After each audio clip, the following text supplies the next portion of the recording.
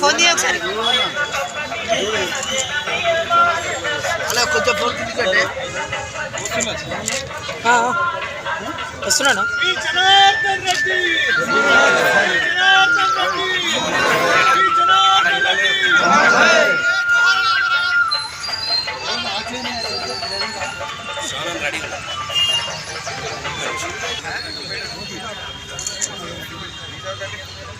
జనార్దన్ రెడ్డి గారి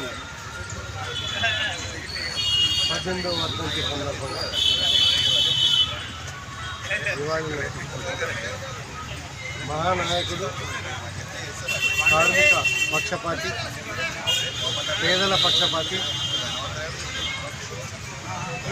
అభివృద్ధిలో సత్తా చాటినటువంటి మహానాయకుడు టి జనార్దన్ రెడ్డి గారు చెప్పుకోవడంలో ఎటువంటి సందేహము ఏ పార్టీకి కూడా ఉండదు. ఎందుకంటే ఆనాడు ఇండియాలో ఒక పెద్ద కాన్స్టిట్యూన్సీ ఖైరతాబాద్. ఆ ఖైరతాబాద్కి పలుసార్లు శాసనసభ్యుడిగా, మంత్రిగా, ముఖ్యమంత్రి స్థాయి వచ్చే స్థాయికి ఎదిగి తెలంగాణ తాగునీటి కోసం పోరాటాలు చేసి ఆకస్మిక మరణం, ఆ జన సందోహం కూడా ఆయన జీవిత తీపి గుర్తులు ఎవరు మరువలేనటువంటి సందర్భాలని మనం అంతా కూడా కళ్ళారా చూసాం. అటువంటి మహానాయకుడికి నివాళులర్పించడం మన మానవత్వానికి నిదర్శనం.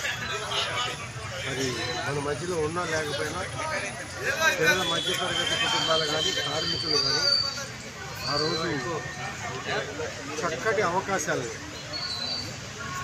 ప్రభుత్వ భూముల్ని పేదలకు పంచిపెట్టడం, పేదల కోసం కాలనీలు కేటాయించడంలో కానీ, పేదల పట్ల ఆయన ఊహించినటువంటి ప్రేమాభిమానాలు, అభివృద్ధి పట్ల చూపించినటువంటి చొరవ, సాగునీటి కోసం, భవిష్యత్తు అవసరాల కోసం చూపించినటువంటి చొరవ మరోలేని.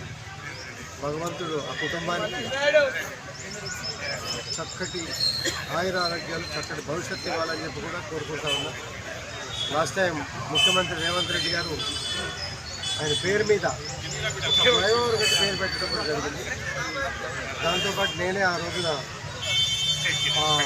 వేదిక మీద డిమాండ్ చేశారు, శ్రీజారి గారు విజయాలు కూడా పెట్టి బాగుంటుంది సార్ అని. అందరూ కూడా ఆశీర్వాదాలు వ్యక్తం మధ్యలో ఆమోదించడం కూడా జరిగింది. చాలా సంతోషం, మంచి పరిణామం, శుభ పరిణామం. ఆయన తీపి గుర్తుల్ని మరవకుండా గుండెల్లో తాగినటువంటి అభిమానాన్ని చాటుకుంటూ ఆ ఆదర్శాన్ని, ఆయన ఆశయాలని ముందుకు తీసుకెళ్లే విధంగా ప్రతి ఒక్కరూ కూడా కృషి చేయాల్సిన అవసరం ఉందని తెలియజేస్తున్నాను.